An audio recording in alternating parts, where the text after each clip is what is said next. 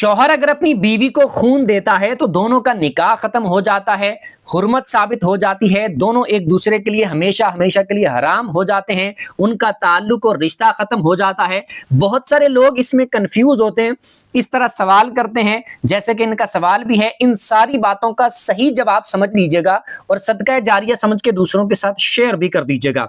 ये बात याद रखें, कोई भी इंसान अगर किसी दूसरे इंसान को खून देता है जरूरत के तहत कि उसको ब्लड की कमी है, डॉक्टर ने बताया है ब्लड लगेगा, तो कोई भी दूसरा इंसान अगर उसको खून देता है तो उसका खून देना बिल्कुल जायज है।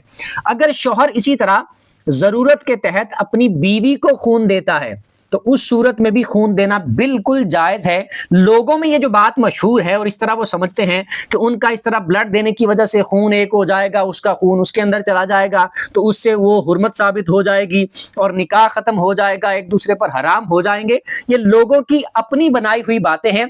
शरई एतबार से ऐसा कोई हुक्म नहीं लगता। वो मियाँ बीवी ही रहेंगे, उनका निकाह भी ठीक रहेगा, निकाह पर कोई असर नहीं पड़ेगा। तो शौहर के लिए अपनी बीवी को या बीवी के लिए अपने शौहर को खून देना बिल्कुल जायज है, इसमें कोई हर्ज वाली बात नहीं है।